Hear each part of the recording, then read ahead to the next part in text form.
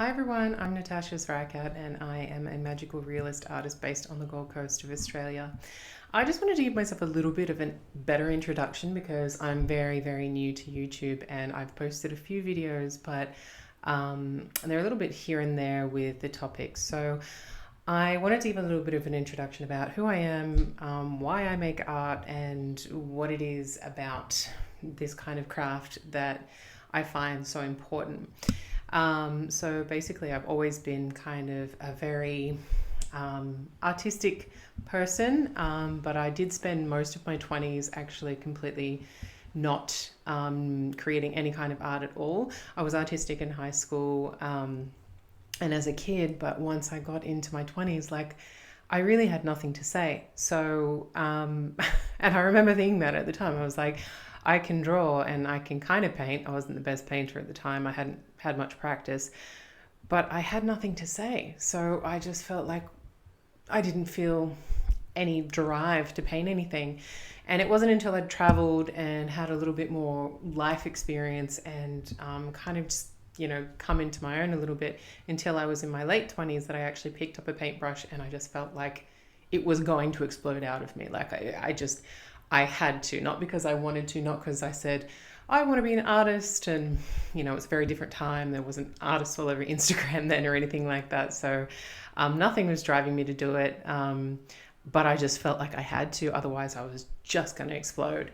So I guess you could say that I didn't look for the art, but the art kind of came to me. And then from there on and off, I'm in my 40s now, but all through my 30s, late 20s, I've been kind of forever catching my tail as far as trying to find that beautiful balance between making the art that I love and my dog's going to come say hi. Say hi, Lily. Say hi, sweetie. It's her time for a dinner. So yeah, finding that balance between making the art that I love and obviously, the ego-driven kind of careers, the desk jobs, I also moonlight as a graphic designer, which I have done for the last decade. So the typical kind of, artist story of us trying to fit in with what the societal norms are. I think I'm not formally trained. I'm basically self-taught, and I say basically because you're forever learning through other people, through workshops and the internet and things like that. But I haven't had any formal training. Everything I know about oil painting was kind of me figuring it out. And I kind of like that I can say that, but at the same time, I don't necessarily think that that was the quickest way to get to the information that I did. But yeah, so it's kind of always this balance between trying to have the career and have a steady income, I guess. And my parents, I have my mother who's very artistically inclined, but she never pursued a professional art career or anything like that, even though she could have if she wanted to. Yes, you, Mum. But she didn't. She didn't have the courage, really. She didn't have the self-belief she didn't think she was good enough. She still doesn't, but she is, just for the record, more than good enough.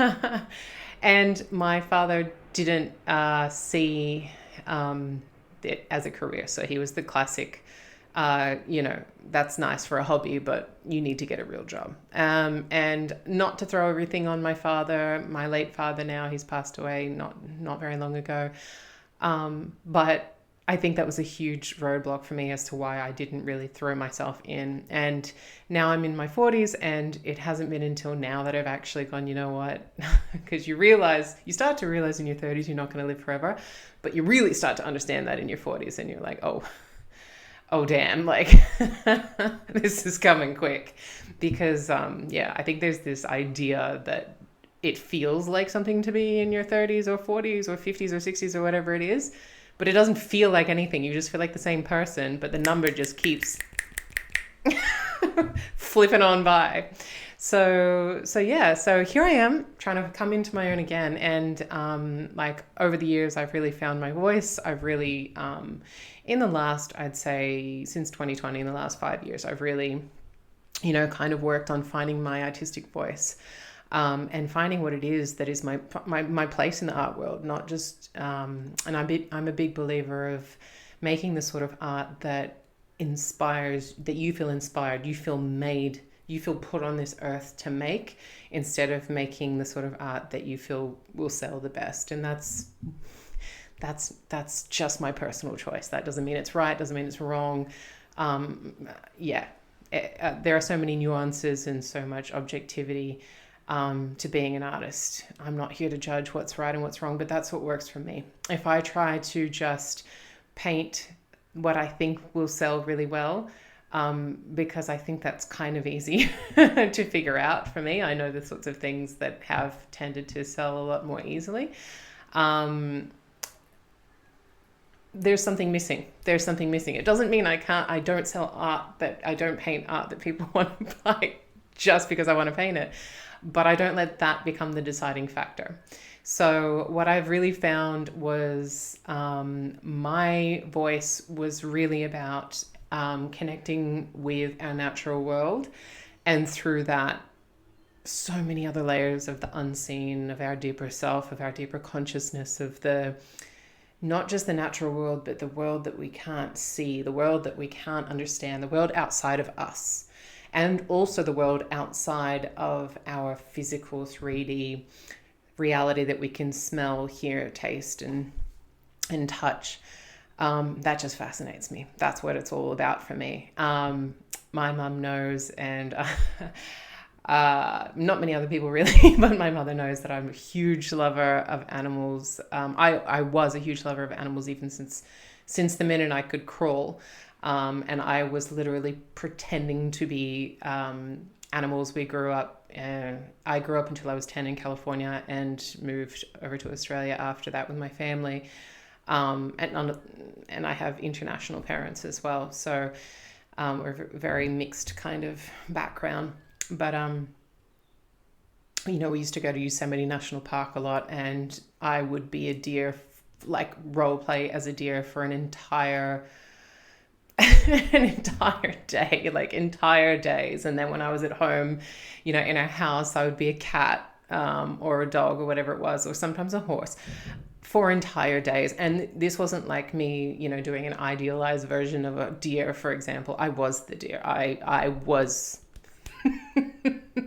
on every level. I embodied that deer.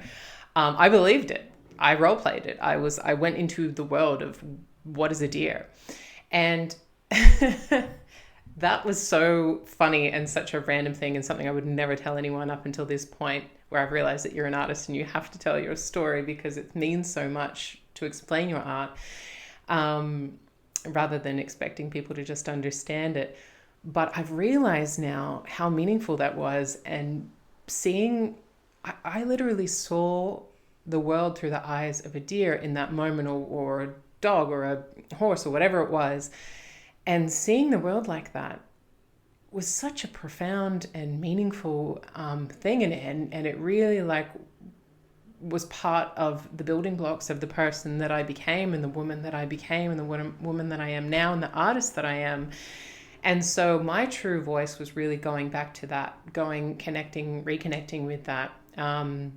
And so, a lot of the themes, most of the themes, pretty much all of the themes that come up in my work reconnect to this deep, profound connection of experiencing life from all angles, being so deeply, intrinsically connected with the world around you, with other dimensions, with other creatures, with other forms of life and energy, as if it were, your own physical experience. Because really, that's the beauty of art. It drops the veil between our physical reality and everything else that we can imagine, or we've experienced or dreamt about, or that kind of experience of really seeing the world through different eyes. And without realizing, it was something, like I said, that I discovered as a very, very small child from my very, very beginnings. And I never would have thought up until the last few years, when I really did some deep soul searching, that would come full circle in my art. But it really has. Those experiences that I had as a child, which I kind of, trivialized a lot, in my teen years, in my 20s, and probably even in my 30s.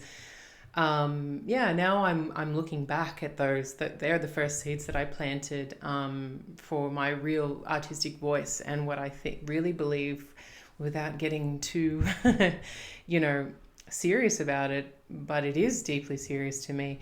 What I believe I was put on this earth to explore and to communicate and to share with the world. That kind of interconnectedness, that kind of slipping from one reality to another.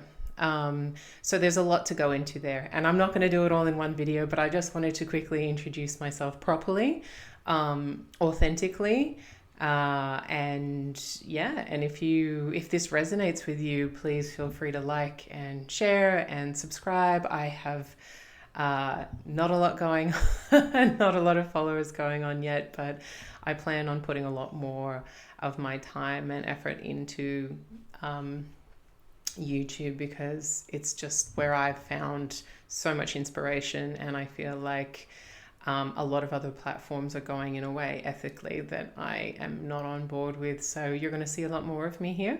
So please like and subscribe. And thank you so much for sitting with me. And I'd love to hear your comments below. I'll see you in the next one. Bye.